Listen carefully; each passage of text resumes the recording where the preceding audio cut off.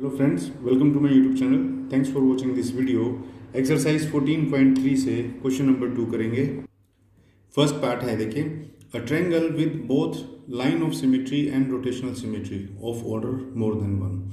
आपको कोई एक ऐसी ट्रायंगल का नाम बताना है जिसके अंदर लाइन ऑफ सिमेट्री भी लगती हो और जिसकी रोटेशनल सिमेट्री ऑफ ऑर्डर जो है वो एक से ज़्यादा हो। तो देखिए फ्रेंड, ऐसा ट्रायंगल हमारे पास होता है इक्विलेटरल ट्रायंगल।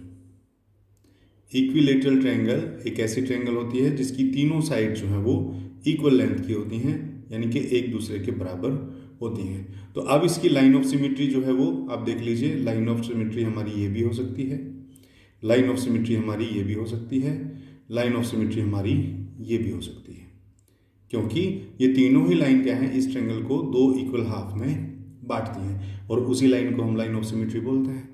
दूसरा इसका पॉइंट ये है कि इसका रोटेशनल सिमेट्री का जो ऑर्डर है वो एक से ज़्यादा होना चाहिए।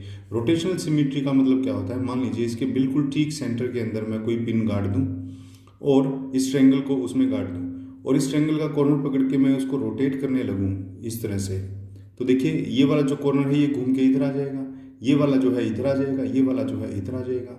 तो 360 डिग्री पूरा एक चक्कर घुमाने पर ये कितनी बार हमको बिल्कुल एक जैसी नजर आएगी, उसको हम लोग बोलते हैं रोटेशनल सिमेट्री ऑर्डर या ऑर्डर ऑफ रोटेशनल सिमेट्री। तो देखिए पूरा एक चक्कर घुमाने पर ये ट्रायंगल हमको तीन मौके ऐसे आएंगे जब बिल्कुल सेम नजर आएगी, क्योंकि ये तीनों ही कॉर्नर्स जो है ना बिल्कुल इक्वल हैं, क्योंकि तीनों साइड बिल्कुल इक्वल हैं।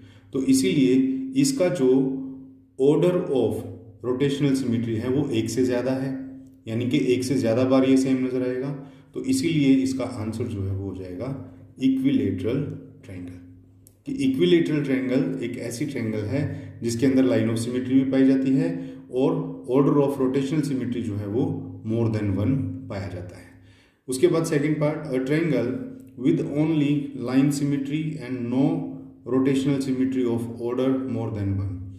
ऐसा ट्रायंगल जिसके अंदर लाइन सिमेट्री तो हो लेकिन उसका ऑर्डर ऑफ रोटेशनल सिमेट्री जो है वो एक से ज़्यादा ना हो, तो ऐसी ट्रायंगल होगी फ्रेंड हमारे पास आइसोस्केलस ट्रायंगल। आइसोस्केलस ट्रायंगल एक ऐसी ट्रायंगल होती है जिसकी दो साइड्स बराबर होती हैं और तीसरी साइड बराबर नहीं होती। मान लीजिए ये वाली साइड बराबर है इसके, ये अलग साइड है, तो इसकी जो लाइन ऑफ सिमेट्री होगी वो ये वाली होगी, क्योंकि ये वाला पोर्शन जब इसके ऊपर ढकेंगे तो ये नीचे वाले पोर्शन को पूरी तरह से ढक लेगा।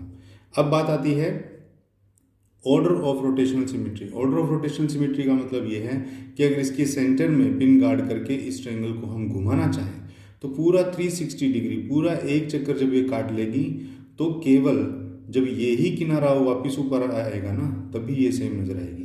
क्योंकि देखो इसको अगर मैं इधर ले आता हूँ तो ये वाला जो किनारा है ये ऊपर हो जाएगा, है ना, तो ये वाली साइड इसके बराबर नहीं होगी।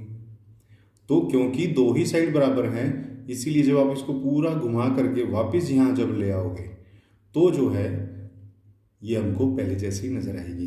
तो इसीलिए इसका ऑर्डर ऑफ रोटेशनल सिमेट्री जो है वो वन है, मोर देन वन नहीं है। तो इसीलिए हम लिखेंगे, इस ट्रायंगल का नाम हम लिख देंगे आइसोस्केलस ट्रायंगल और इसका ऑर्डर ऑफ रोटेशनल सिमेट्री जो है वो एक से ज़्यादा नहीं है।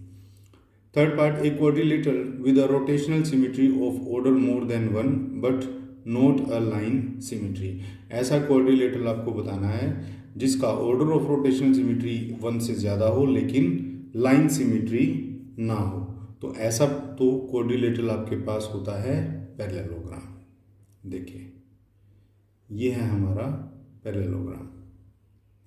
अब इस पैरेललोग्राम को सबसे पहले तो ऑर्डर ऑफ रोटेशनल सिमेट्री देख लीजिए। अगर मैं मान लीजिए इसके सेंटर में पिन गाड़ के इसको रोटेट करने लगूं तो दो पॉइंट्स या दो समय ऐसे आएंगे जब ये एक जैसी नजर आएगी।